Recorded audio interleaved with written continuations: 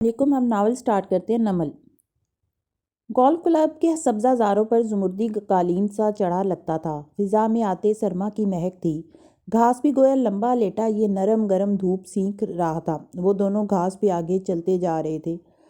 ہارون نے T shirt کے اوپر پی کیپ اوڑھ رکھی تھی اور جواہرات نے گھٹنوں تک آتا سادہ کرتا پہن رکھا تھا اور بال جوڑے میں بندھے تھے۔ اتنے کیجول حلیے میں بھی وہ نازک اور خوبصورت لگ رہی تھی۔ پچھلے ماہ اس نے آنکھوں کا کاسمیٹک سرجری کروائی تھی جس سے اس کی آنکھیں زیادہ بڑی اور گہری لگنے لگی تھیں۔ میں تمہیں آج بھی پہلے کی طرح گولف میں ہرا سکتا ہوں؟ مسکرا کر اس کی طرف چہرہ کر کے بولے۔ برسوں پہلے میں ایک بیوقوف لڑکی تھی جو تمہاری باتوں میں آ کر تمہارے ساتھ زندگی گزارنے کے خواب دیکھنے لگی تھی۔ وہ بھی تپانے والی مسکراہٹ کے ساتھ بولی۔ ہارون ٹھہر گئے، اس کو قدرے افسوس سے دیکھا۔ یہ رشتہ ختم کرنے میں تم نے پہل کی تھی۔ اتنے دن بعد تم نے بالآخر یہ ذکر چھیڑ ہی دیا تو اپنی تصحیح کر لو ہارون۔ وہ سینے پہ بازو لپیٹتے اس کے سامنے آئی اور سرد مسکراہٹ کے ساتھ اس کی آنکھوں میں جھانکا۔ ہمارے درمیان کوئی رشتہ نہیں تھا۔ تم اور میں بہت اچھے دوست تھے، بلکہ دوستوں سے بڑھ کر تھے۔ پھر ہم نے شادی کا فیصلہ کیا تھا اور ہمارے خاندان کو اس پہ اعتراض نہیں تھا۔ اور پھر تم نے مجھے ٹھکرا کر اورنگزیب سے شادی کی تھی۔ یہ وہ چوائس تھی جس پہ میں پچھلے 38 سال سے پچھتا رہی ہوں ہارون۔ لیکن یہ مت بھولنا کبھی کہ میں نے تمہیں اس لیے ٹھکرایا تھا کیونکہ تم اپنی ایرانی کزن کے ساتھ انوالو تھے، اور تم جانتے ہو کہ میں تمہاری بے وفائی سے واقف ہو گئی تھی۔ پھر بھی تم کتنے دھڑلے سے میری آنکھوں میں دیکھ کر مجھ سے شکوہ کر لیتے ہو کہ میں نے تمہیں ٹھکرایا تھا۔ ملکہ کی اٹھی گردن اور مسکراہٹ ہنوز برقرار تھی۔ ہارون نے گہری سانس لی۔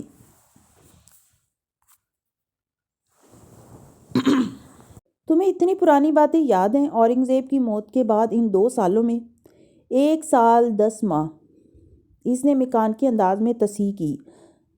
مگر وہ کہہ رہے تھے، کتنی دفعہ میں نے چاہا کہ ہم کم از کم دوستی کے رشتے میں پھر سے منسلک ہو جائیں، لیکن تم ہر دفعہ پرانی باتوں کو کیوں درمیان میں لے آتی ہو؟ ہارون، وہ ایک قدم آگے ہوئی اور شیرنی جیسی آنکھیں اس کی آنکھوں میں ڈالیں۔ تم میرے صرف دوست نہیں بننا چاہتے، میں جانتی ہوں۔ تمہارے پاس ہم سے زیادہ دولت ہے، لیکن ہمارے پاس تم سے زیادہ طاقت ہے۔ ہم دونوں کو ایک دوسرے کی ضرورت ہے، اس لیے ہم ساتھ کام کر رہے ہیں۔ لیکن میرا اعتماد تم کئی برس پہلے کھو چکے تھے۔ اگر تمہیں دوبارہ سے مجھ سے کوئی تعلق استوار کرنا ہے تو اس کے لیے تمہیں میرا اعتماد چاہیے، اور اعتماد میں بھیک میں بھی نہیں دیتی، اسے تمہیں کمانا ہوگا۔ اور پھر دلکشی سے مسکرائی۔ سو محنت کرو ہارون، شاید کہ تم کھویا ہوا اعتماد کما لو۔ پھر سر کے خم سے اشارہ کیا۔ ملازم فوراً تابعداری سے کٹ لیے آگے آئے۔ ہارون صرف مسکرائے اور کھیل کی طرف متوجہ ہوئے۔ دور دور تک پھیلے سبزے کا ہر تنکا دلچسپی سے یہ کھیل دیکھنے کا منتظر تھا۔ انیکسی تک واپس جاتے ہوئے زمر ان دونوں کو بتا رہی تھی، 5 دن کا جسمانی ریمانڈ مل گیا ہے پولیس کو۔ 14 دن تک وہ اس میں توثیق کرواتے رہیں گے، پھر فارس کو جوڈیشل کر دیا جائے گا، یعنی کہ ان کے پوچھنے سے پہلے بتانے لگی، اس کو جیل بھیج دیا جائے گا اور باقاعدہ مقدمہ شروع ہوگا۔ پہلے پراسیکیوٹر اپنے دلائل دے گا، پھر ہم دیں گے، پھر پراسیکیوٹر اپنے گواہ پیش کرے گا، پھر ہم کریں گے۔ اس کارروائی میں عرصہ لگ جاتا ہے، لیکن سب سے اچھی بات یہ ہے کہ جج مقدمے کے دوران کسی بھی دن کسی بھی وجہ سے ملزم کو بری کر سکتا ہے۔ بے گناہ ثابت کرنا گناہ گار ثابت کرنے سے زیادہ آسان ہوتا ہے۔ دونوں جواب میں کچھ نہ بولے، مگر گھر کے دروازے پہ پہنچ کے حنا کے منہ سے اوہ نکلا اور زمر کا ایک دم دل بیٹھ گیا۔ ندرت کی کار جس میں صداقت ان کو ڈرائیو کر کے گاؤں لے گیا تھا وہ وہاں کھڑی تھی، ایک دریا کے پار اور ایک اور دریا کا سامنا۔ زمر نے لاؤنج کا دروازہ کھولا تو سامنے بڑے ابا فکر مند بیٹھے تھے اور ندرت پریشان سی نظر آ رہی تھی۔ زمر نے فون بند کر رکھا تھا اور حنا اپنا فون گھر چھوڑ گئی تھی۔ یقیناً انہوں نے کئی کالز کی ہوں گی۔ ندرت گھٹنوں پہ ہاتھ رکھ کر پریشانی سے اٹھی۔ فارس کو کیوں لے کر گئی ہے پولیس؟ جیسے ہی جواہرات نے بتایا ہم فوراً آ گئے۔ یا اللہ، یہ مسز جواہرات بھی نا؟ حنین غصے سے بڑبڑاتی آگے آئی اور ندرت کو شانوں سے تھام کر واپس بٹھایا۔ زمر، بتاؤ کیا ہو رہا ہے یہ سب؟ ابا بھی بے چین تھے۔ وہ تھکی سی سامنے بیٹھی اور تفصیل، تسلی اور امید سب بتانے لگی۔ ندرت بے ساختہ رونے لگی۔ اس ملک میں کوئی قانون، کوئی دستور نہیں ہے کیا؟ جب دیکھو میرے بھائی کو مقدمات میں پھنساتے رہتے ہیں۔ اللہ غارت کرے ان کو۔ آمین۔ ہنا بڑبڑائی تھی۔ اس آمین کہنے میں بھی دل ٹوٹ کر 100 بار جڑا تھا۔ ندرت کو ہنا اوپر کمرے میں لے گئی۔ باقی سب پھر بکھر چکے تھے اور وہ دونوں اکیلے رہ گئے تو ابا نے آہستہ سے اس سے پوچھا تھا، کیا وہ واقعی باہر آ جائے گا؟ مجھے واقعی نہیں پتا ابا۔ وہ سیڑھیوں کی طرف بڑھ گئی۔ ابا غمگین سے بیٹھے اس کے لہجے پہ غور کرتے رہ گئے۔ دلیلوں سے دوا کا کام لینا سخت مشکل ہے، مگر اس غم کی خاطر یہ ہنر بھی سیکھنا ہوگا۔ کولمبو کی پرنم فضاؤں میں لپٹے ہوٹل کی بیسمنٹ میں اٹھا پٹک جاری تھی۔ پہرے دار سعدی کے کمرے کی دیوار پہ LCD ٹی وی لگا رہے تھے۔ DVDs کا ایک چھوٹا کارٹن، پھل، چاکلیٹس، خشک میوے، جوس کے ڈبے، نئے کپڑے، تازہ ریلیز ہوئے بیسٹ سیلرز۔ سعدی غیر دلچسپی سے ان چیزوں کو دیکھ رہا تھا جو وہ لوگ لا کر اس کے کمرے میں رکھ رہے تھے۔ وہ سیاہ حبشی صورت فصیح ان کی نگرانی کر رہا تھا۔ ان احسانات کی وجہ؟ اس نے سنجیدگی سے حبشی صورت کو مخاطب کیا۔ اس نے ایک اچٹتی نگاہ سعدی پہ ڈالی۔ یہ ہارون عبید کی طرف سے ہے۔ وہ سب جو تم نے مانگا تھا، جس سے مانگا تھا وہی دیتا تو اچھا تھا۔ وہ بیزار سا اٹھ کر لاؤنج نما کمرے میں آ گیا۔ کسی نے اسے نہیں روکا۔ وہ اس کمپاؤنڈ میں کھلا پھر سکتا تھا، اجازت مل گئی تھی۔ وہ ابھی بیٹھا ہی تھا کہ یکدم فصیح کے کمرے سے باہر نکلا اور کلنگ فلم میں لپٹی چیزیں میز پر پٹکیں۔ سعدی منجمد ہو گیا۔ اندر اس کا لائٹر، کانٹا، چند کیل وغیرہ تھے۔ نگاہیں اٹھا کر فصیح کو دیکھا۔ سنو مائیکل، اس کو فیلڈ زیادہ اوور سمارٹ بننے کی ضرورت نہیں ہے۔ پھر گہری سانس لے کر لہجہ نرم کیا۔ یہاں سے نکلنا ہے تو ہارون صاحب کے لیے کام کرو۔ 1-1.5 سال کی بات ہے، پھر وہ تمہیں آزاد کر دیں گے۔ ارے واہ! یہ سن کر میری آنکھیں بھر آئیں۔ وہ طنز سے بولا۔ فصیح سے گھورتا ہوا پلٹ گیا۔ میری ساتھ آ کر بیٹھی اور جب وہ دونوں تنہا رہ گئے تو ان نوازشات کی بابت دھیمی سرگوشی میں بتانے لگی۔ یہ سب مس آبدار نے بھجوایا ہے۔ پہلے کی طرح وہ اب سخت نہیں رہی تھی۔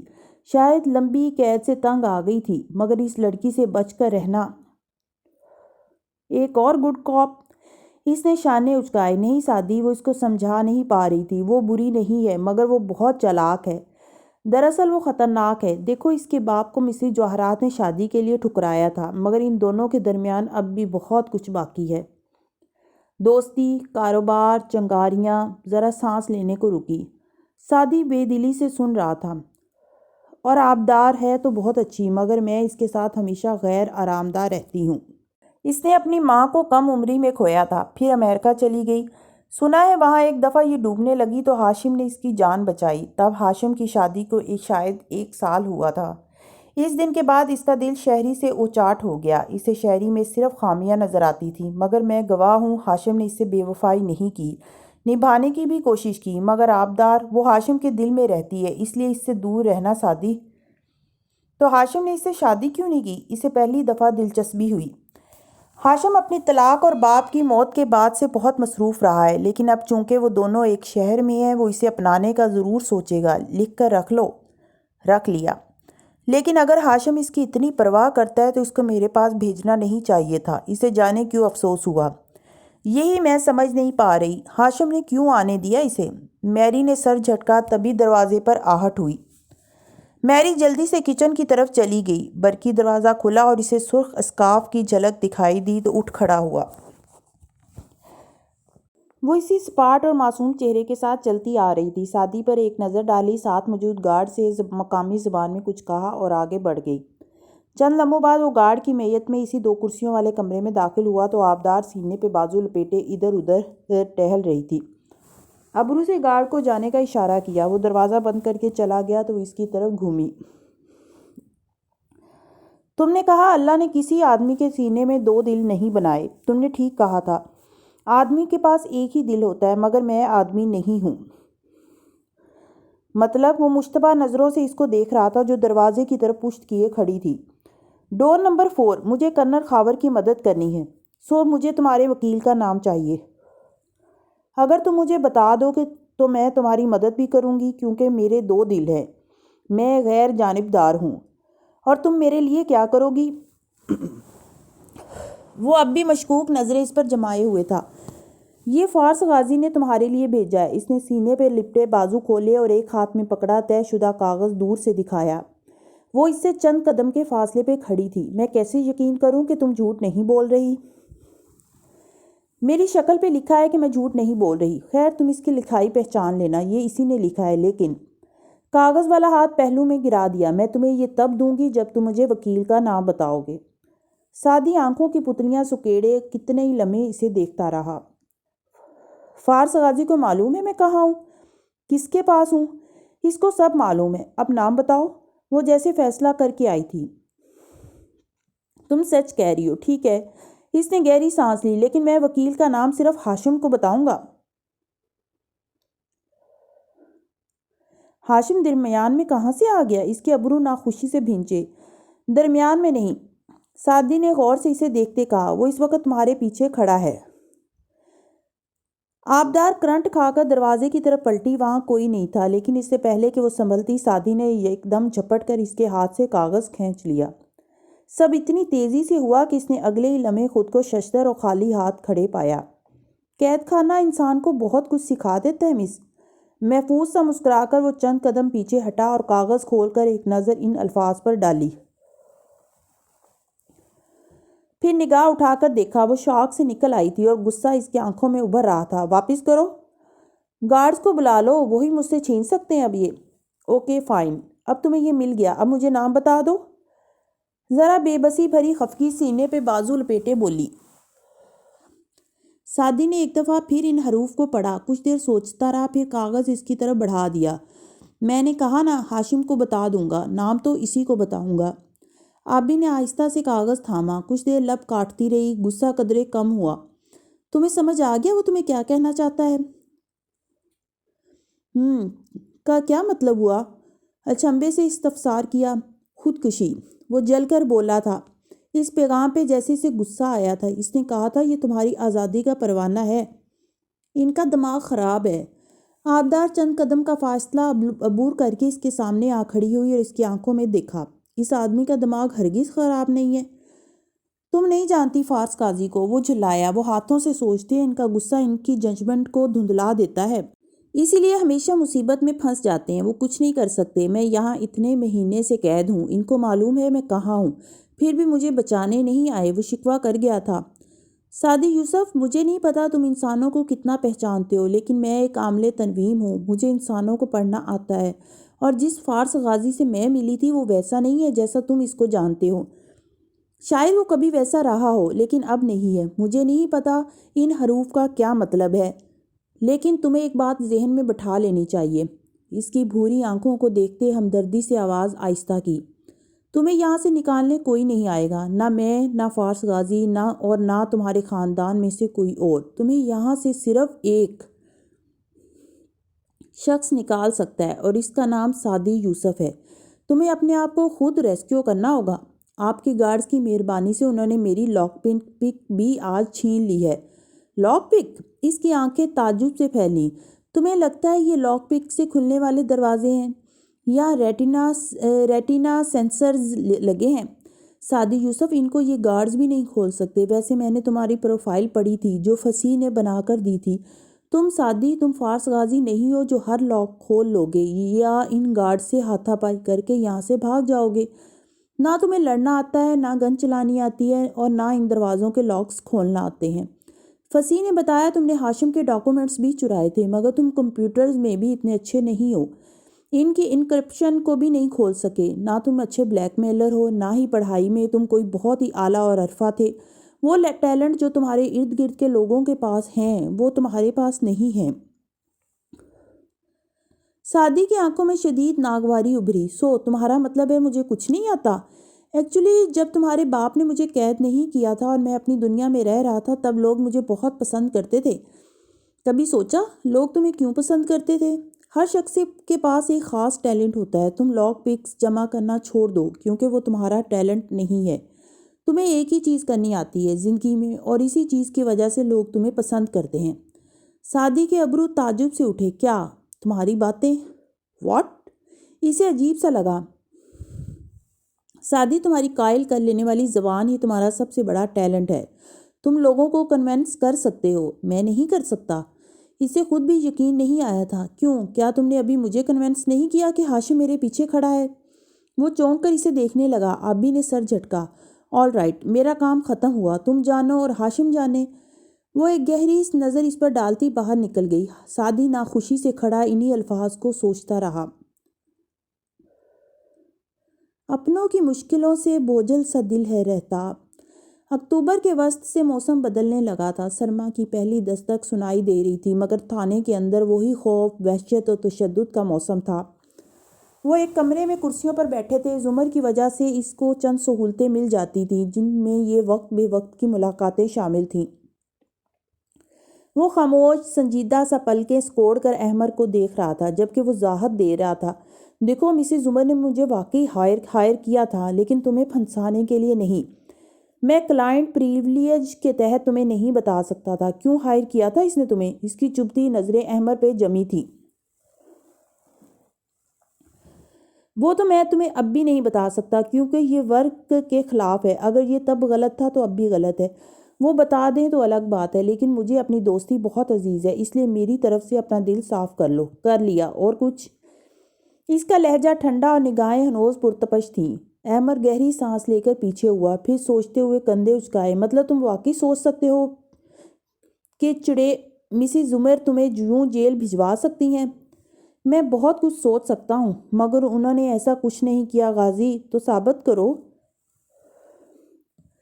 وہ سپاٹ لہجے میں کہہ کر پیچھے کو ہو بیٹھا۔ احمر کی آنکھوں میں چھمبا ابھرا۔ کیسے؟ مجھے ایک شخص سے ملنا ہے، صرف 15 منٹ کے لیے، وہ کہہ رہا تھا، مگر احمر کی آنکھیں پھیلیں۔ فوراً ہاتھ اٹھا کر روکا۔ دیکھو غازی، میں بے شک پرسنل رائٹس پر یقین رکھتا ہوں، لیکن یہ رائٹس سے اوپر کی بات ہے۔ پھر آواز بے چارگی سے نیچی کی۔ یار تم حوالات میں ہو، 15 منٹ کے لیے بھی ہم تمہیں یہاں سے نہیں نکال سکتے۔ تمہارے پاس میرے جوڈیشنل ریمانڈ تک کا وقت ہے، 2 ہفتے۔ انگلیوں کی وی بنا کر دکھائی۔ مجھے اس شخص کے پاس جانا ہے، یا تو تم اور تمہاری کلائنٹ یہ سب ارینج کر کے دو گے، یا میں خود جیل توڑ کر چلا جاؤں گا، کبھی واپس نہ آنے کے لیے۔ کون سا آپشن بہتر ہے، اپنی کلائنٹ سے پوچھ کر بتا دینا۔ وہ جتنی سنگینی اور قطعیت سے کہہ رہا تھا، احمر بے بسی سے اسے دیکھے گیا۔ زندگی میں پہلی بار اس نے سوچا تھا کہ پرسنل رائٹس جائیں جہنم میں۔ ارے ان قیدیوں کو تو الٹا لٹکا کر درے مارنے چاہیے۔ کون ہے وہ شخص؟ پھر اس نے پوچھا۔ انیکسی کے برآمدے میں نوبارد ہوئی سرما کی شام چھائی تھی۔ وہ نہیں تھا تو موسم کی گرم جوشی بھی ہر روز ناپید ہوتی جا رہی تھی، اور خوف کا قہر فضا میں رچتا بستا جا رہا تھا۔ برآمدے میں آدھے بندے گھنگریالے بالوں والی زمر سینے پہ بازو لپیٹے کھڑی، سنجیدگی سے سامنے کھڑے احمر کو سن رہی تھی، جو بے چارگی سے کہہ رہا تھا، پلیز مجھ پہ چلائیے گا مت، مجھے قانون بھی مت سمجھائیے گا، مجھے معلوم ہے یہ سب کتنا غلط ہے، مگر وہ اس سے ملنا چاہتا ہے۔ بات ختم کر کے اس نے ڈرتے ڈرتے زمر کے تاثرات دیکھے۔ وہ خاموش کھڑی تھی، چہرہ نارمل تھا۔ وہ اس سے اب کیوں ملنا چاہتا ہے؟ اتنا عرصہ جب وہ باہر تھا تب کیوں نہیں ملا؟ میں نے بھی یہی پوچھا تھا۔ وہ کہتا ہے کہ پہلے وہ آہستہ آہستہ کام کر رہا تھا، مگر اب وقت نہیں ہے۔ پیامبر نے ہچکچاتے ہوئے پیغام دیا۔ ٹھیک ہے، وہ اس سے ملاقات کرنا چاہتا ہے تو ہم کروا دیں گے ملاقات۔ وہ گہری سانس لے کر بولی۔ احمر کا منہ کھل گیا۔ واٹ؟ مطلب کہ؟ پھر منہ بند کیا، خفگی سے اسے دیکھا۔ آپ کو اس کا مطالبہ برا نہیں لگا؟ نہیں۔ وہ سچائی جاننا چاہتا ہے تو سچائی جاننے کا بہترین وقت دوران قید ہے۔ اگر وہ آزاد ہوتا تو کچھ کر بیٹھتا، لیکن اب اسے برداشت کرنا ہوگا۔ زما نے شانے اچکائے۔ وہ ساری جمع تفریق کر چکی تھی۔ یعنی آپ سچائی جانتی ہیں؟ آف کورس یہ میرا مسئلہ نہیں ہے۔ جلدی سے اپنی حد میں واپس آیا۔ مگر ہم اس کو حوالات سے کیسے نکالیں اور واپس کیسے لائیں گے؟ یہ بہت خطرناک ہے۔ میں کر لوں گی، تھوڑی سی آپ کی مدد چاہیے ہوگی، اور ہاں، ٹرائل کے لیے مجھے ایک انویسٹیگیٹر کی ضرورت ہے۔ 25,000 فی گھنٹہ، رائٹ؟ ذرا نرمی سے پوچھا۔ احمر اداسی سے مسکرایا۔ مجھے آپ سے کوئی رقم نہیں چاہیے، میں صبح آؤں گا، ہم تب معاملہ ڈسکس کر لیں گے۔ ذرا رکا۔ ویسے میں وہی ہوں جس کو ایک زمانے میں آپ کورٹ میں کھڑی پراسیکیوٹ کر رہی تھیں، اور احمر، اس کی ایک نظر کافی تھی۔ وہ دونوں ہاتھ اٹھائے جلدی سے بولا، آف کورس، آپ کو یاد ہے، میں چلتا ہوں۔ تبھی برآمدے کا دروازہ کھول کر حنین تیزی سے باہر نکلی۔ احمر کو دیکھ کر ٹھٹکی۔ پھر ذرا کی ذرا خفا نظر اس پہ ڈالی۔ احمد الوداعی کلمات کہہ کر برآمدے کے زینے اترنے لگا، مگر وہ دیکھے خشمگی کا انداز بار بار اس کو کھٹک رہا تھا۔ کمپین آفس میں بیٹھے وہ اسی سوچ میں گم تھا جب فاطمہ نے اس کے سامنے کافی کا مگ رکھا اور مقابل کرسی کھینچ کر بیٹھی۔ احمد نے نظر اٹھا کر اسے دیکھا۔ وہ گلاسز لگانے والی گوری اور دلکش سی لڑکی تھی۔ تمہارے خیال میں وہ مجھے ہر دفعہ اتنی ناگواری کیوں دکھاتی ہے؟ سنجیدگی سے پوچھا۔ فاطمہ نے گھونٹ بھرتے شانے اچکائے۔ شاید تمہاری کسی بات سے ہرٹ ہوئی ہو۔ نہیں، میں نے تو دونوں دفعہ مختلف باتیں کہی تھیں، مگر مجھے ہمیشہ یہ لگتا ہے کہ وہ لڑکی، سعدی کی بہن، وہ مجھ سے انسیکیور رہتی ہے، جیسے اسے مجھ سے کوئی خطرہ ہے۔ نفی میں سر ہلاتے ہوئے جیسے الجھا ہوا تھا۔ اس لڑکی کے ساتھ کوئی مسئلہ تو ضرور ہے احمد۔ فاطمہ آگے ہوئی اور دلچسپی سے بولی، اس کمپین میں ہم نے کتنے مسئلے حل کیے ہیں، کوئی پزل پہلے ہم سے بچ سکا ہے کیا؟ نہیں۔ وہ بھی دلچسپی سے آگے ہوا۔ ایسا کرو، اس لڑکی کے بارے میں ہر معلومات مجھے ڈھونڈ کر دو تاکہ ہم کوئی لنک جوڑ سکیں۔ راجر باس، لیکن ہم یہ کیوں کر رہے ہیں؟ اس کی فیملی تو تمہاری دوست ہے نا؟ ہاں، وہ میرے دوست ہیں، لیکن میں متجسس ہوں اور جب تک میں اس کو حل نہیں کروں گا مجھے چین نہیں ملے گا۔ وہ بہت بے چینی سے کہہ رہا تھا۔ فاطمہ نے ٹیک لگاتے سر کو خم دیا اور کافی کے گھونٹ بھرنے لگی۔ کمرے میں ٹی وی کا بے ہنگم شور گونج رہا تھا۔ سعدی بیڈ پر لیٹا تھا، پیر کینچی صورت بنا رکھے تھے اور غیر دلچسپی سے دیوار پر نصب اسکرین دیکھ رہا تھا۔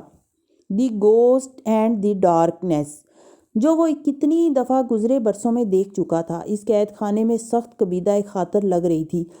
ٹی وی پہ صرف ڈی وی ڈی چلتی تھی، کوئی چینل نہیں آتا تھا۔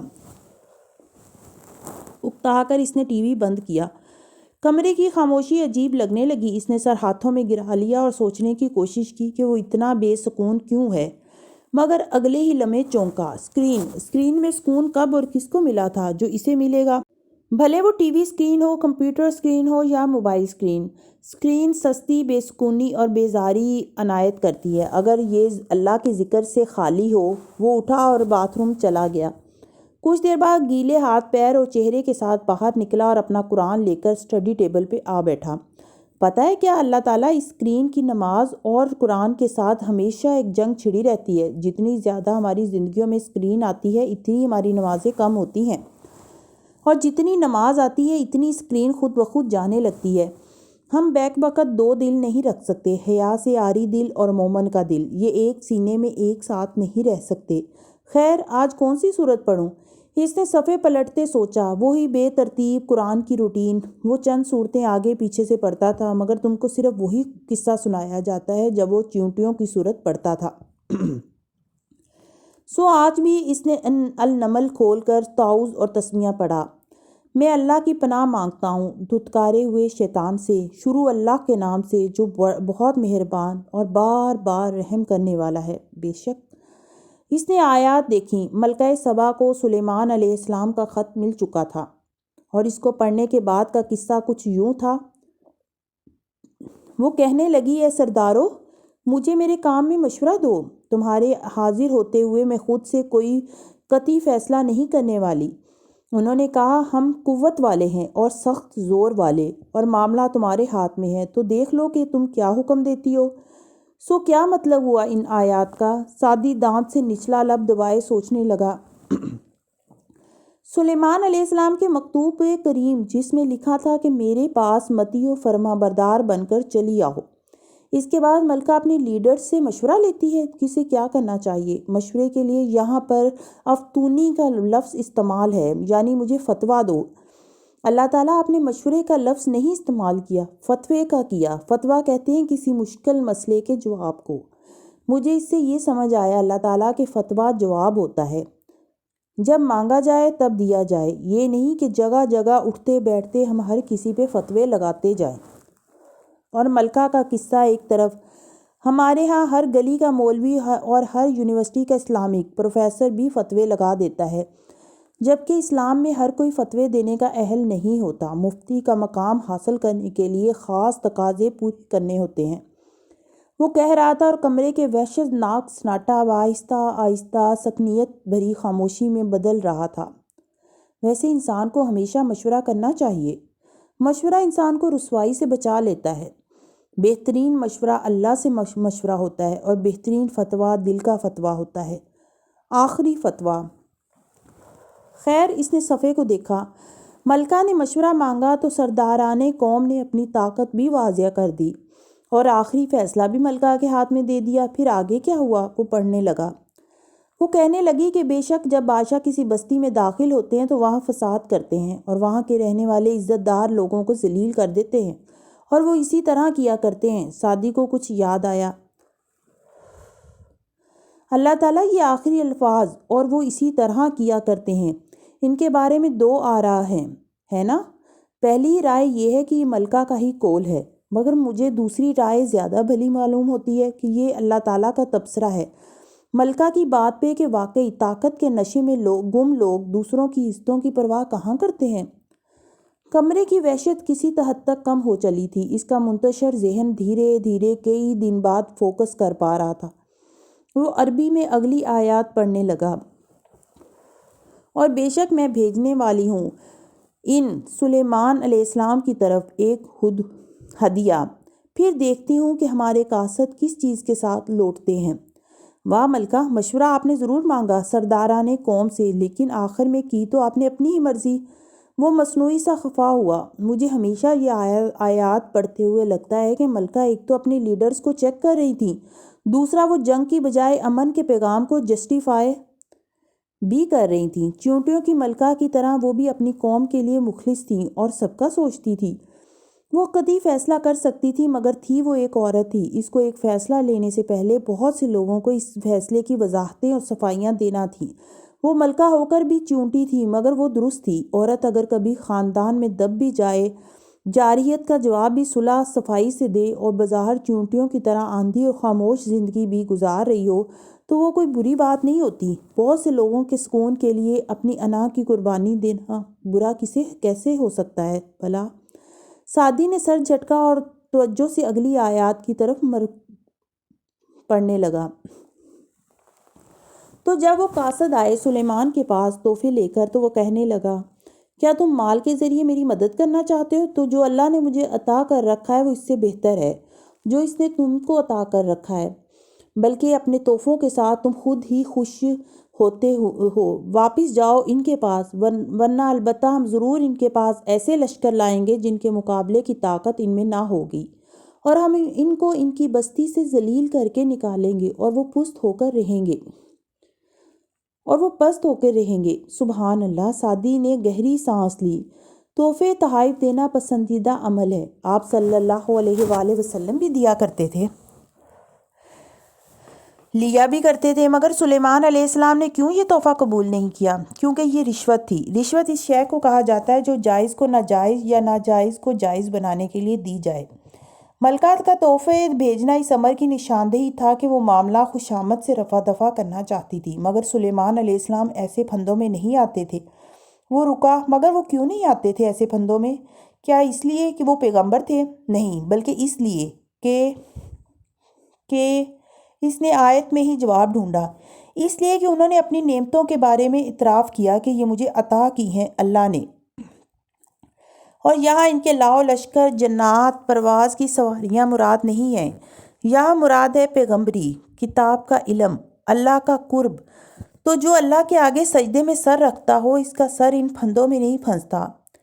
ان کی یہ ساری شان، یہ انکار، یہ طریقہ، یہ ان کے اصولوں کی وجہ سے تھا۔ اور اللہ، یہ تو مجھے کہنے کی ضرورت ہی نہیں ہے کہ کوئی پیغمبر کسی کو ذلیل نہیں کر سکتا۔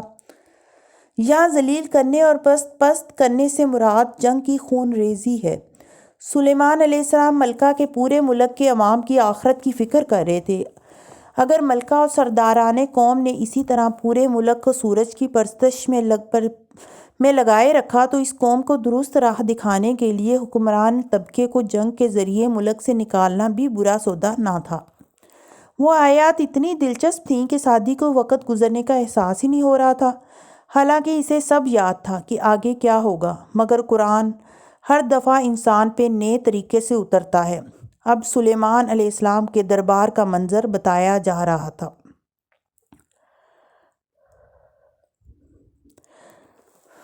سلیمان نے کہا، اے سردارو، کون ہے تم میں سے جو ان کے مطیع ہو کر آنے سے قبل اس ملکہ کا تخت اٹھا کر میرے پاس لائے۔ وہ لہجے بھر کو ٹھہرا اور مسکرایا۔ ملکہ نے بھی کہا اے سردارو۔ سلیمان نے بھی کہا اے سردارو۔ ملکہ نے بھی ان کی قوت چیک کی، سلیمان علیہ السلام نے بھی ان کی طاقت جانچنی چاہی، مگر دونوں کا انداز مختلف تھا۔ سلیمان علیہ السلام نے مشورہ نہیں مانگا، رائے نہیں مانگی، صرف جواب مانگا، کیونکہ جو وہ کرنے جا رہے تھے وہ نبوت کا معجزہ تھا، اور کچھ معاملے ایسے ہوتے ہیں جہاں آپ کو دوسروں کی آراء کے اثر سے نکل کر فیصلے کرنے ہوتے ہیں۔ سلیمان علیہ السلام نے بھی اپنی مرضی کی، ملکہ نے بھی اپنی مرضی کی، مگر مجھے ہمیشہ لگتا ہے کہ چونکہ وہ ایک عورت تھی اسی لیے اس کو صفائی اور وضاحتیں دینا پڑ رہی تھیں۔ پھر اگلے الفاظ پہ نظر دوڑائی۔ کہا جنات میں سے ایک عفریت دیو نے، میں اس تخت کو لاؤں گا تیرے پاس تیرے اس جگہ سے اٹھنے سے قبل، اور بے شک میں اس پہ قوی اور امین ہوں۔ کس جگہ سے اٹھنے سے قبل؟ سعدی نے آنکھیں بند کر کے یاد کرنا چاہا، چونکہ وہ عربی کا قرآن تھا، تفسیر لکھی ہوئی نہ تھی، اور 2 دن سے اسکرین دیکھ دیکھ کر فوکس کم ہوتا جا رہا تھا۔ سو بدک یاد آیا، سلیمان علیہ السلام کا دربار صبح سے نصف النہار تک لگا کرتا تھا، جن کا مطلب تھا کہ دربار ختم ہونے سے پہلے لے آؤں گا۔ فلسطین جہاں سلیمان علیہ السلام تھے، قوم سبا کے ملک تک فاصلہ ہزاروں میل پہ محیط تھا۔ وہ جن اس کو چند گھنٹوں میں عبور کر سکتا تھا، مگر بیچارے کو اس ہدہد کی طرح اپنی امانت کی صفائی دینی پڑ رہی تھی کہ میں اس تخت کے ہیرے موتیوں سے کچھ چراؤں گا بھی نہیں۔ سلیمان علیہ السلام کا کتنا روب تھا اپنی رعیت پر۔ حضرت عمر بن خطاب رضی اللہ عنہ فرماتے تھے کہ جو زیادہ ہنستا ہے اس کا روب کم ہو جاتا ہے، مگر اپنے بڑوں کی ساری باتیں ہمیں عین موقع پر کیوں بھول جاتی ہیں۔ گردن جھکائے رکھنے سے اس کی گردن دکھنے لگی تھی، مگر یہ طے تھا کہ پڑھتے وقت اس کو آگے پیچھے کا ہوش نہیں ہو سکتا تھا۔ کہا اس شخص نے جس کے پاس کتاب کا علم تھا، میں لاؤں گا اس تخت کو تیرے پاس تیرے پلک جھپکنے سے بھی پہلے۔ سعدی کو محسوس ہوا اس کے بازوؤں کے رونگٹے کھڑے ہو رہے تھے۔ پھر جب دیکھا سلیمان علیہ السلام نے اس تخت کو اپنے پاس رکھا ہوا تو کہا کہ یہ میرے رب کا فضل ہے تاکہ وہ مجھے آزمائے کہ میں کیا شکر کرتا ہوں یا ناشکری کرتا ہوں، اور جو شکر کرتا ہے تو یقیناً وہ شکر کرتا ہے اپنی ہی ذات کے لیے، اور جو کفر یعنی کفران نعمت یا ناشکری کرتا ہے تو میرا رب بہت بے نیاز ہے، بہت عزت والا ہے۔ بے شک سعدی نے ہلکی سی جھرجھری لی، ہونٹ سکیڑ کر سانس خارج کی۔ یہ شخص کون تھا اور اس کے پاس کون سی کتاب کا علم تھا؟ آپ نے ہمیں یہ سب نہیں بتایا اللہ۔ بعض کہتے ہیں یہ خود سلیمان علیہ السلام ہی تھے، مگر یہ قول کمزور ہے۔ زیادہ بہتر وہ رائے ہے کہ یہ ایک انسان تھا۔ اسرائیلیات اس کا نام آصف بتاتی ہے۔ اس کے پاس کسی خاص کتاب کا علم تھا جو جادو نہیں تھا، اور وہ پلک جھپکتے میں تخت کو سلیمان علیہ السلام کے پاس لے آیا تھا۔ لوگوں کو عموماً یہ آیت بہت ہی فیسینیٹ کرتی ہے، مجھے اس سے اگلے الفاظ زیادہ فیسینیٹ کرتے ہیں۔ پلک جھپکتے میں ہزاروں میل کا فاصلہ عبور کر کے تخت آ جاتا ہے سلیمان علیہ السلام کے پاس، اور وہ کہتے ہیں یہ میرے رب کا فضل ہے۔ ہمارے پاس جب پلک جھپکتے میں ہزاروں میل سے دور سے کوئی ای میل، کوئی فیکس، کوئی ویڈیو کال آ جاتی ہے تو ہم کہتے ہیں یہ سائنس کا فضل ہے، اسکائپ کا فضل ہے، وائی فائی کا فضل ہے۔ ایسا نہیں ہے کہ سلیمان علیہ السلام نے اس ذی علم شخص کی تعریف نہیں کی ہوگی، یقیناً کی ہوگی، مگر پہلی تعریف اللہ کی بیان کی۔ یہ سب سائنس کے کرشمے ہیں، اسکائپ، وائی فائی سب، لیکن ہم پہلی تعریف اللہ کی بیان نہیں کرتے۔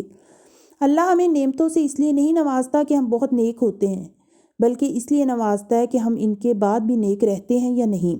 ذکر نعمتوں کی حفاظت کرتا ہے اور شکر نعمتوں کو بڑھاتا ہے، اور اگر کوئی ناشکری کرے اور اللہ آپ نے ناشکری کے لیے کفر کا الفاظ استعمال کیا تو اللہ ناشکروں سے بے نیاز ہے اور ان کی تعریف کے بغیر بھی اتنا ہی باعزت ہے۔ وہ عموماً اتنی زیادہ آیات پہ اکٹھے غور و فکر نہیں کیا کرتا تھا، مگر فی الحال اس قصے کو بیچ میں ادھورا چھوڑنا اس کے لیے ناممکن تھا۔ وقت کمرے میں چھائی ٹی وی کی نحوست، قید کا احساس، سب ختم ہو کر رہ گیا تھا۔ سلیمان علیہ السلام نے فرمایا، بدل ڈالو اس کے لیے اس کا تخت، ہم دیکھتے ہیں کہ وہ ملکہ ہدایت پاتی ہے یا بے ہدایت لوگوں میں سے ہو جاتی ہے۔ تو جب وہ آ گئی، اس سے پوچھا گیا، کیا اسی طرح ہے تیرا تخت؟ بولی، گویا کہ یہ وہی ہے، اور ہم دیے گئے علم اس سے پہلے ہی، اور ہم تھے اطاعت گزار۔ ان الفاظ میں کتنی وسعت ہے نا اللہ۔ ان کے بارے میں بھی دو آراء ہیں، ایک یہ کہ پوری سطر ملکہ کا کلام ہے، دوسری یہ کہ ملکہ نے صرف تذبذب سے صرف اتنا کہا، گویا کہ یہ وہی ہے، صاف پہچانا بھی نہیں، صاف انکار بھی نہیں کیا۔ اور آگے کے الفاظ سلیمان کے ہیں۔ یہ مجھے زیادہ بہتر رائے لگتی ہے، کاش قرآن پڑھنے والوں میں بھی اتنی ہی وسعت آ جائے جتنی قرآن کی آیات میں ہے۔ اس نے توجہ اگلے الفاظ کی طرف مبذول کی جہاں اللہ فرما رہا تھا، اور روکا تھا اس ملکہ کو اس سورج نے جس کی وہ عبادت کرتی تھی اللہ کے سوا، بے شک وہ کافروں میں سے تھی۔ روکا تھا، وہ ایک دم چونکا۔ اللہ کی عبادت کرنے سے آپ کو کیا چیز روکتی ہے؟ فجر پہ آپ کی آنکھوں پہ کیا چیز بوجھ ڈالتی ہے اور اٹھنے ہی نہیں دیتی؟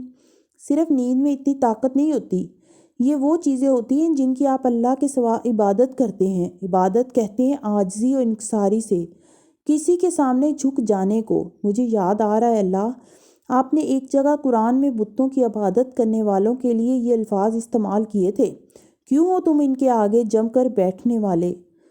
تو جس بری چیز کے آگے ہم جم کر بیٹھتے ہیں، مبہوت مسحور ہو کے، وہ ہمارے معبود ہوتے ہیں۔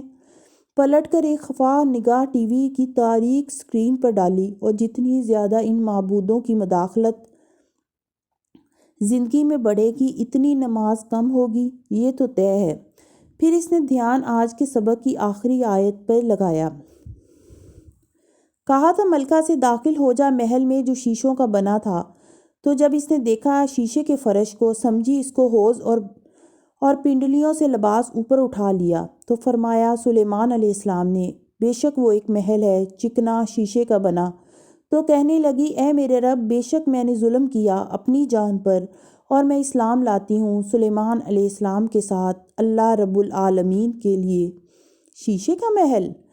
سعدی نے ٹھنڈی سانس بھرتے مقدس کتاب بند کی۔ کہتے ہیں اس محل کا کرسٹل کلیئر گلاس فلور تھا، اور اس کے نیچے پانی بہتا تھا۔ ملکہ جو پہلے اتنی متاثر ہو چکی تھی، اس اعجاز کو دیکھ کر تسلیم کرنے پر مجبور ہو گئی کہ سلیمان علیہ السلام اللہ کے رسول ہیں، اور جس شے پہ وہ ٹھیک ہے، اور اس کی ساری زندگی کی عبادت اور ریاضت غلط تھی۔ میں نے اللہ تعالیٰ اس آیات سے ہمیشہ ایک بات محسوس کی ہے، دین کی تبلیغ کرنے کے لیے صرف تقریر نہیں کرنی ہوتی، دوسروں کو متاثر بھی کرنا ہوتا ہے۔ سلیمان علیہ السلام نے پرندے کے ذریعے تخت کو لے آنے اور پھر شیشے کے محل سے ملکہ کو متاثر کیا، کیونکہ سلیمان علیہ السلام کا معجزہ جنات، چرند پرند اور ایسی مخلوقات اور علوم کا مسخر کرنا تھا۔ انہوں نے اپنے معجزے سے ملکہ کو متاثر کیا۔ یہ قصہ پڑھ کر میرے جیسا عام انسان تھوڑا سا احساس کمتری کا شکار ہو جاتا ہے۔ بھئی ہمارے پاس تو نہیں ہے شیشے کے محل اور جنات کے لشکر، اڑنے والے تخت، دربار اور بادشاہی، مگر ہمارا معجزہ یہ شان و شوکت ہے بھی نہیں۔ ہماری امت کا معجزہ ہے قرآن، اور ہمیں قرآن سے لوگوں کو متاثر اور مسحور کرنا ہے، کبھی قرآن سنا کر اور کبھی خود چلتا پھرتا قرآن بن کے۔ تب ہماری تبلیغ دھیان سے سنی جائے گی۔ چہرے کو ہاتھوں میں گرا کر وہ اب دعا مانگنے لگا۔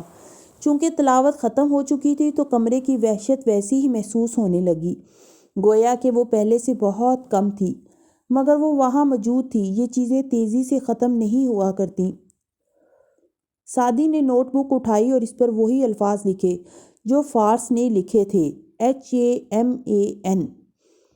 سلیمان علیہ السلام نے ملکہ کے ملک کے لوگوں کی دنیا و آخرت بچائی اپنی نعمت استعمال کر کے۔ اس کو اپنی جان بچانی تھی اپنا ٹیلنٹ استعمال کر کے۔ اور وہ سرخ اسکارف والی لڑکی ٹھیک کہتی تھی، اس کو صرف ایک چیز یہاں سے نکال سکتی تھی، اس کی زبان۔ ایک عزم کے ساتھ اس نے ان حروف پہ کانٹا لگایا، مگر یہ صرف کانٹا نہیں تھا، یہ سلیب تھی۔ سرما دھیرے دھیرے شہر کو لپیٹ میں لے رہا تھا۔ انیکسی میں عجیب حقہ عالم تھا۔ اسامہ ٹی وی سے بیزار کونے میں اسکول کا کام لے کر بیٹھا تھا۔ انیکسی کے ایک کمرے میں ابا لیٹے ہوئے تھے۔ ندرت نے ریسٹورنٹ جانا چھوڑ رکھا تھا، وہیں کچن کی گول میز پر بے خیال کھوئی کھوئی سی بیٹھی رہتی۔ روز عمر سے کہتی ان کو فارس سے ملنا ہے، پھر خود ہی ارادہ بدل دیتی۔ ان کی نمازیں لمبی ہو گئی تھیں، باتیں گھٹ کر رہ گئی تھیں، سب کے کمروں کی ترتیب بھی بدل گئی تھی۔ صداقت اب ابا کے ساتھ سوتا تھا، سیم اوپر ندرت کے ساتھ اور حنین زمر کے ساتھ۔ کون کس سے خوف زدہ تھا یا کون کس کا خیال رکھ رہا تھا، یہ سوچنے کے دن ہی نہیں تھے۔ ہنا اس وقت نیچے بیسمنٹ میں تھی اور اوپر زمر کے کمرے کی بتی مدھم تھی اور اندر وہ چہرے کے گرد دوپٹہ لپیٹے نماز پڑھ رہی تھی۔ سلام پھیر کر اس نے خالی خالی نظروں سے ویران کمرے کو دیکھا، خالی صوفے کو دیکھا، اس کی انچھوئی الماری کو دیکھا۔ وہ ہوتا تھا تو اس کی موجودگی کا احساس نہیں ہوتا تھا، وہ نہیں تھا تو ہر شے گواہی دے رہی تھی کہ وہ نہیں ہے۔ کیسے اس کے خاندان نے 4 سال گزارے ہوں گے اس کے بغیر؟ زمر کا چہرہ جھک گیا، آنکھوں میں آنسو آ گئے۔ اس نے ہاتھ پیالہ صورت اٹھائے۔ میں نے بہت غلط کیا اس کے ساتھ اللہ تعالیٰ، وہ بے گناہ تھا مگر میں نے اس کا اعتبار نہیں کیا، میں نے اس کو اس جہنم سے نہیں نکالا، میں کیسے اس گلٹ سے نکلوں؟ وہ اچھا انسان ہے مگر مجھے اس سے کوئی محبت، کوئی نفرت، کچھ بھی نہیں ہے۔ آپ جانتے ہیں دل میں اب بھی اسے پسند نہیں کرتی مگر مجھے اس سے ہمدردی ہے۔ پلیز میری مدد کریں، کوئی راستہ نکالیں، مجھ سے بات کریں۔ آنسو ٹپ ٹپ آنکھوں سے گر رہے تھے، دل بھی دکھی تھا۔ تبھی سیڑھیاں چڑھنے کی آواز آئی اور وہ اپنے خاندان کے ہر بندے کی مختلف چاپ پہچانتی تھی۔ فوراً آنکھیں رگڑ دیں۔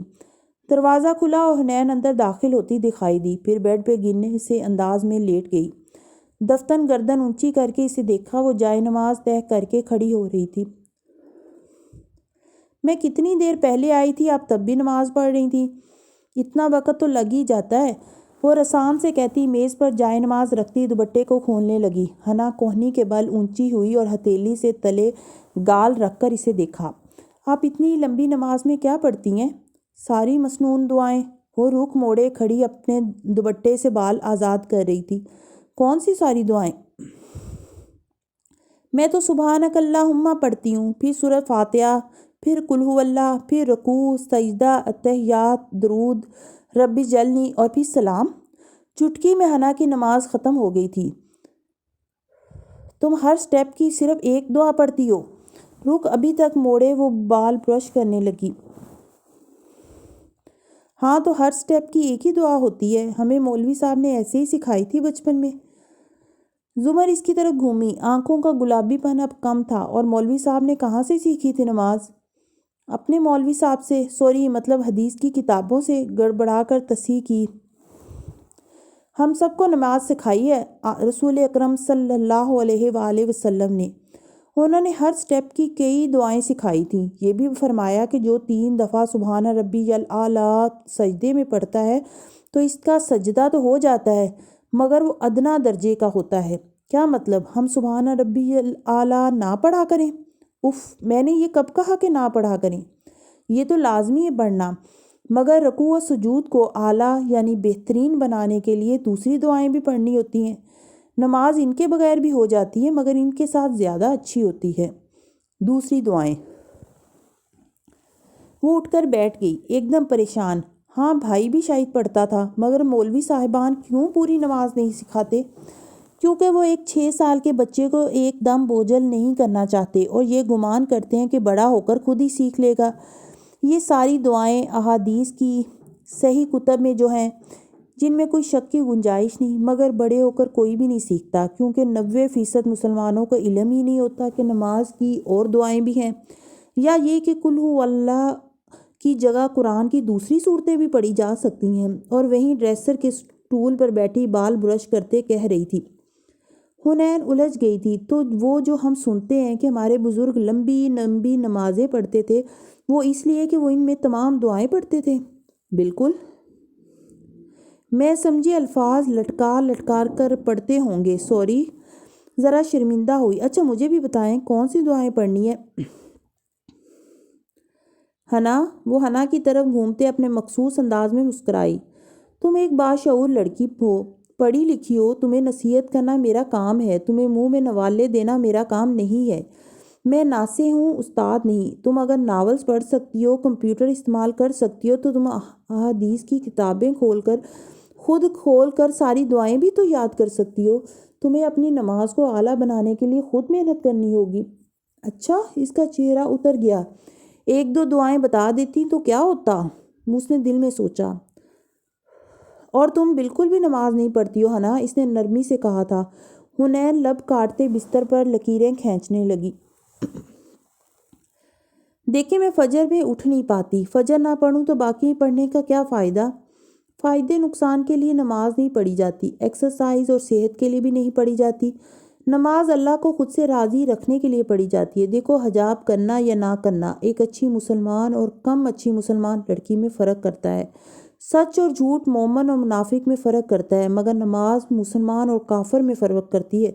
جو نماز نہیں پڑھتا وہ مسلمان نہیں ہوتا۔ یار اب ایک دم سے مجھے کافر تو نہ بنا دیں۔ سوری حنا، مگر یہ بات میں تو نہیں کہہ رہی، یہ حدیث کی کتابوں میں لکھی ہے۔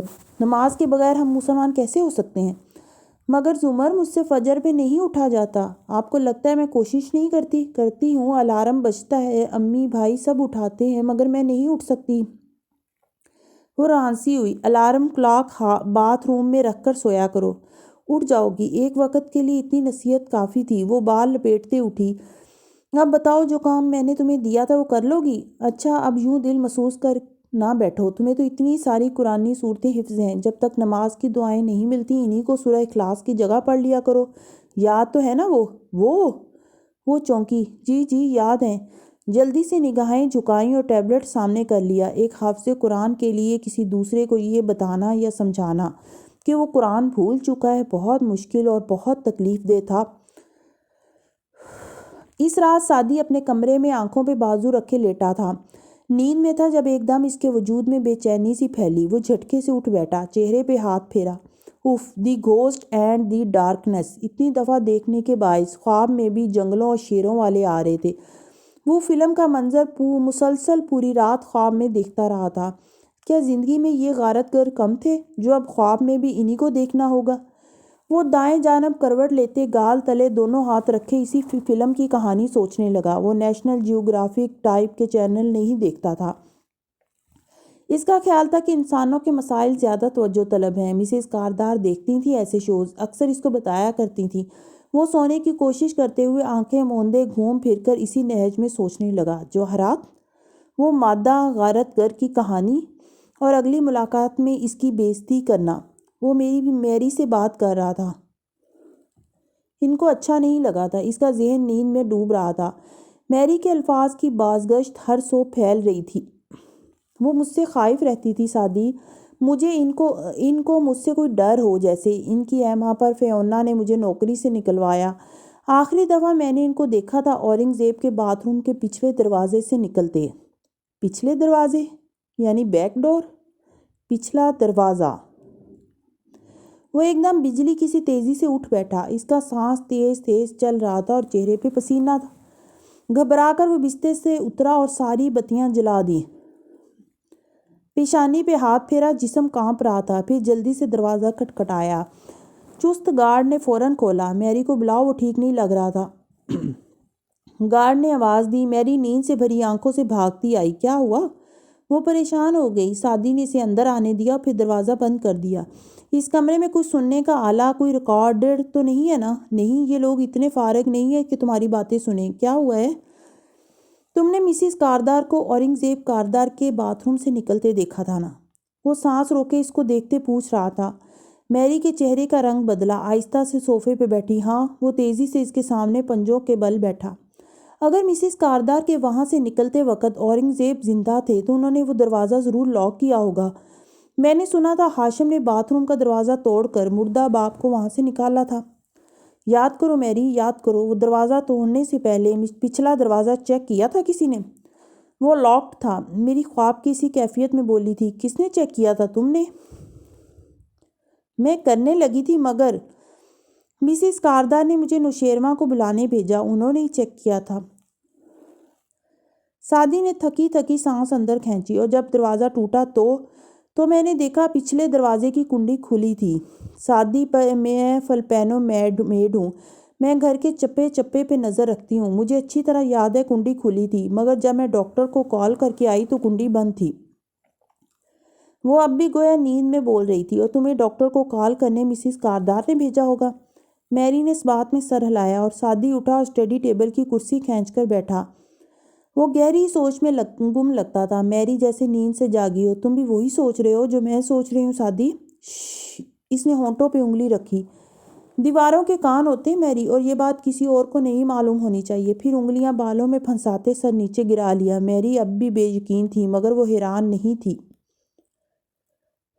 میں پچھلے 1.5-2 سال سے یہی سوچتی آئی ہوں سادی، مگر میں اتنا بڑا نتیجہ نکالنے سے ڈرتی تھی۔ اس نے جھرجھری لی۔ تم یہاں سے نکلنا چاہتی ہو میری؟ اس نے ایک دم سر اٹھا کر پوچھا تو میری کو اس کی آنکھوں میں چمک دکھی۔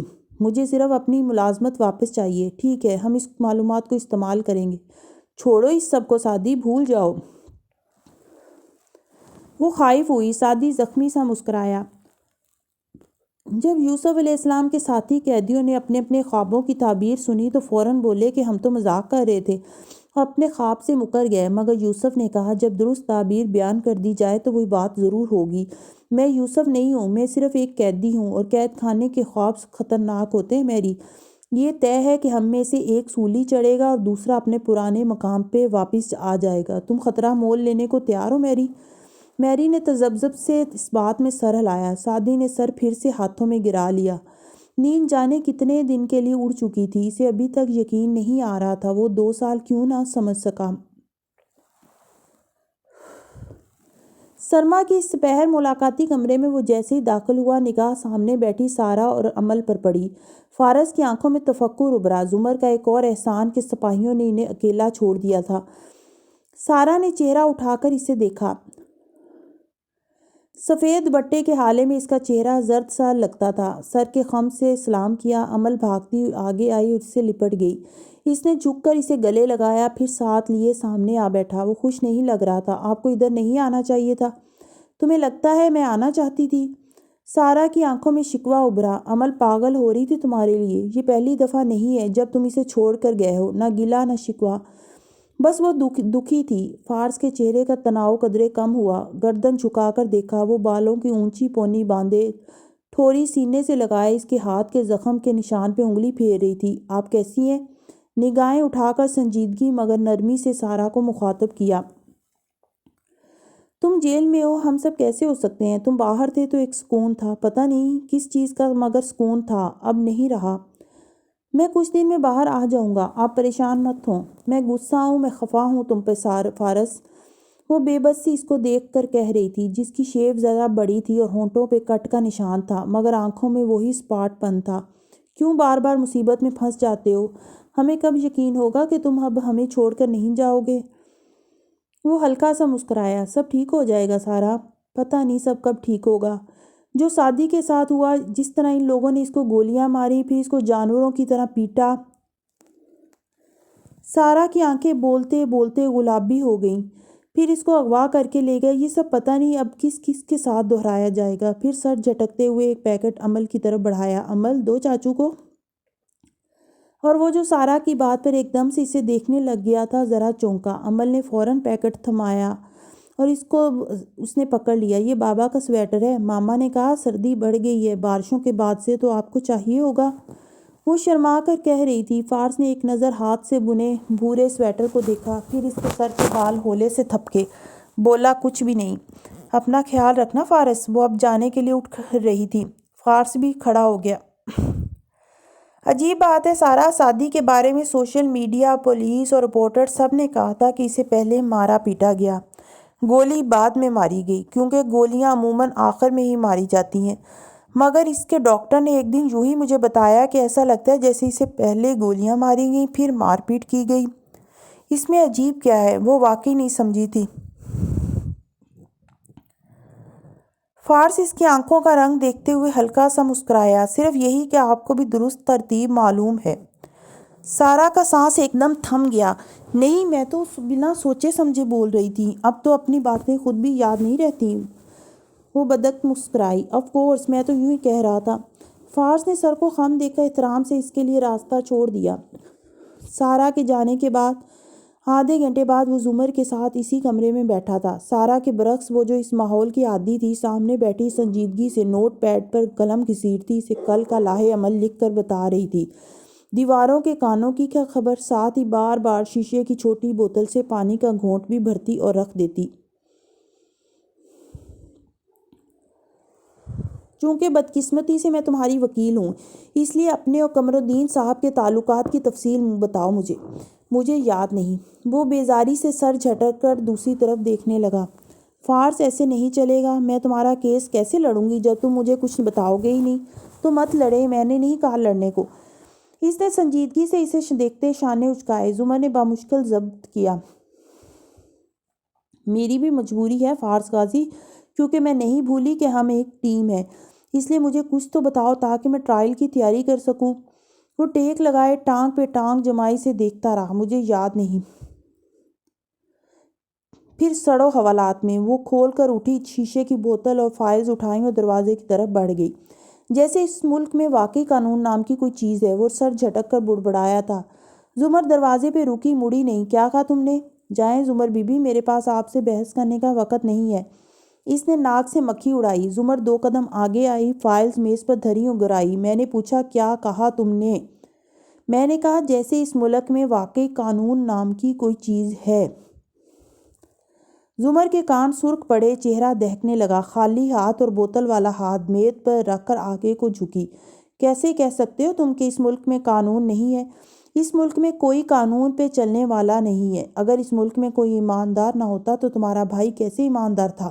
یہ ملک زندہ کیسے ہے اگر اس میں قانون نہ ہو؟ اور پلیز مت شروع کرنا میرے سامنے اپنے ٹرائل کا ذکر۔ ہاں ٹھیک ہے، نہیں ہوا تمہارا فیئر ٹرائل۔ تم بری بھی بلیک میلنگ کے ذریعے ہی ہوئے تھے۔ تمہیں انصاف نہیں ملا عدالت سے، لیکن اپنے اس بد دماغ سے دماغ میں یہ بات بٹھا لو فارس غازی کہ اس ملک بلکہ دنیا کے ہر ملک کی عدالتیں انصاف کی عدالتیں نہیں ہوتی، وہ قانون کی عدالتیں ہوتی ہیں۔